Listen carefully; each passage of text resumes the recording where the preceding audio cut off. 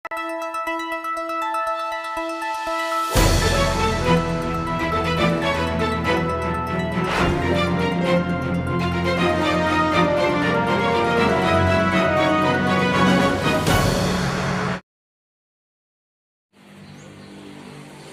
pagi, Laskar Viewers. Pagi ini dengan saya, Nasya Bintang, dari Laskar TV Show. Mau mewawancarai salah satu tokoh pendiri sebuah taman bacaan ini yang ada di Kota Batu, Wonosobo. Yuk, kita lihat ke dalam. Ini nih taman bacaannya. Koleksi bukunya baik-baik dan rapi ya. Kita lihat dulu. Ini ada yang filsafat sama teknologi. Nah, di situ juga banyak nih. Wah, ini rata-rata buku pelajaran ya. Banyak ya.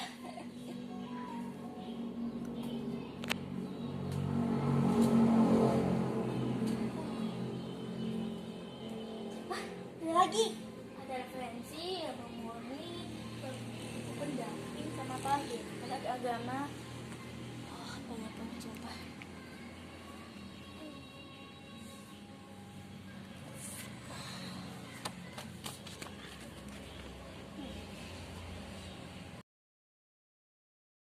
Oke semuanya, saat ini aku sudah bertemu dengan pemiliknya. Betul ini sama kakung saya ya. Oke, assalamualaikum. Juga kakung saya. Oh Allah. Assalamualaikum kakung, apa kabar? Alhamdulillah, waalaikumsalam warahmatullahi wabarakatuh. Kabar baik. Maaf dengan kakung siapa? Saya kakungnya Haji Tumin Setiawan. Oh, namanya kakung Tumin. Sejak kapan taman bacaan ini berdiri? Sejak tahun 2011. Oh, 2011. Agak lama ya. Apa yang memotivasi kakung untuk membuat taman bacaan ini? Oh begini ya, kakung mendirikan taman bacaan ini karena Wonogiri ini kan terkenalnya orang Wonogiri kalau di Jakarta tukang bakso. Jadi begini, kakung ingin merubah image masyarakat. Ternyata orang Wonogiri itu bukan tukang bakso saja, ada politisi, ada ekonom, ada jenderal, bahkan ada yang pernah jadi menteri orang Wonogiri itu.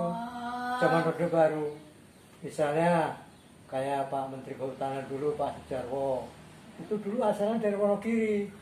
Terus Pak Menteri Perindustrian yang dulu Pak Hartarto itu juga anak jaksa di Wonogiri itu, beliau itu.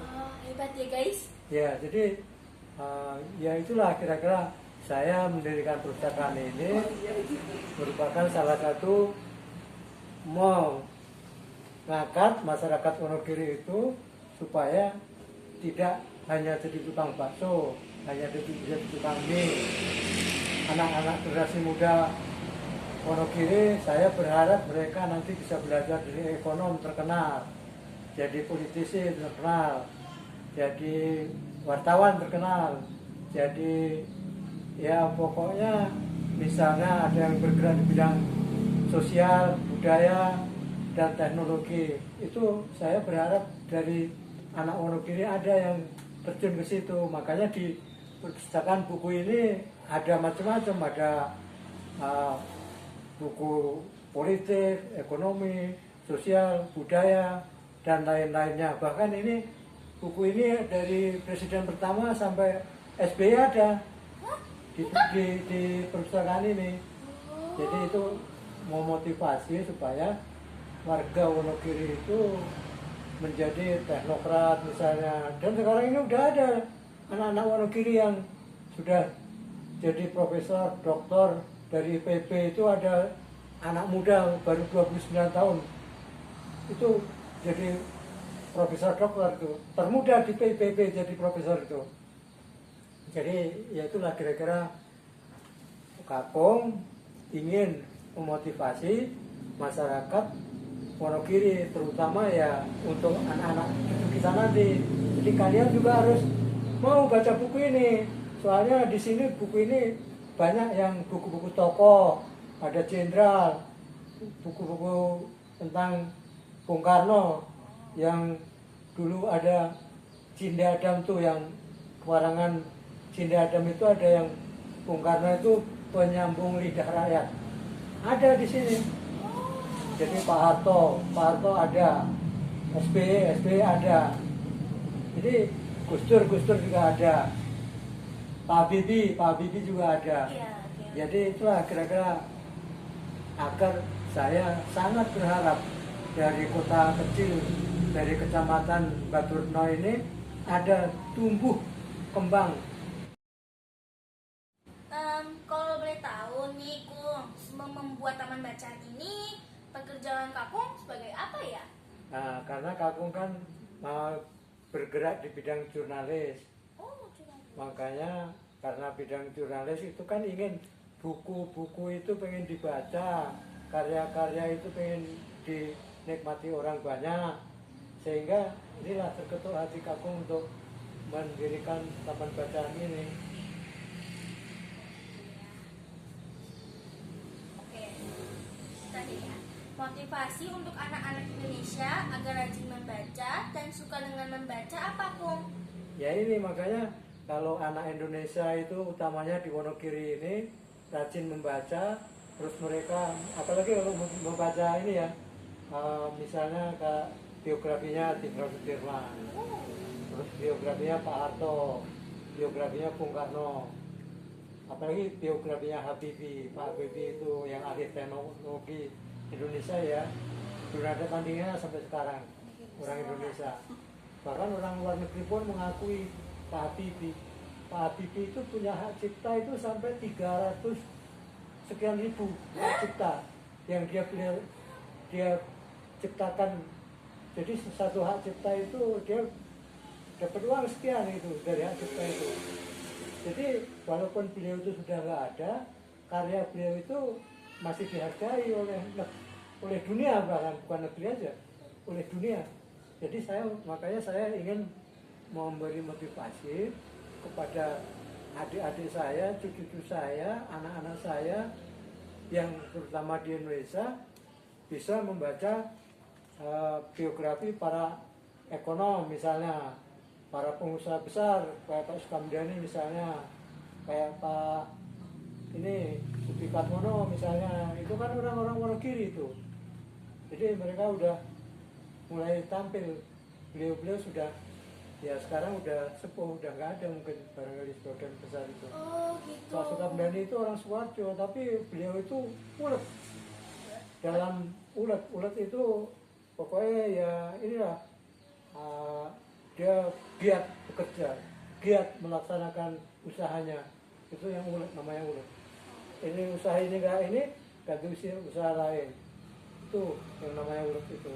Jadi tidak terus, oh saya usaha ini nggak maju, terus saya berhenti, enggak. Itu Pak Sukamdhani itu sampai segitu itu hebatnya beliau itu. Keren ya. Dan bahkan Pak Sukamdhani itu istilahnya SD aja nggak lulus, tapi bisa gelar profesor doktor Pak Sukamdhani itu. Karena ya makanya saya berharap nih kepada anak-anak muda Wonogiri, terutama di kota kecamatan ini, bisa mengambil suri tauladan para tokoh nasional dan internasional. Pak Habibie itu udah dunia tokoh, bukan nasional lagi, jadi udah dunia. Makanya jadi dia itu, saya ulangi lagi masalah Pak Habibie itu, walaupun Pak Habibie itu sudah nggak ada, tapi karya ciptanya itu masih dihargai, masih dibeli oleh negara-negara yang misalnya punya membuat pesawat. Itu banyak karyanya Pak Habibie ada di situ, hak ciptanya Pak Habibie di situ ada, ya. Jadi misalnya kayak Pak Harto, coba kalau nggak ada Waduk Gajah Mungkur ini, seperti apa itu Indonesia? Sekarang dengan adanya Waduk Gajah Mungkur, rakyatnya juga ngambil ikannya dari waduk, menghasilkan uang. Terus irigasinya di Sukoharjo, Klaten, dan Karanganyar itu dari Gajah Mungkur, Wonogiri.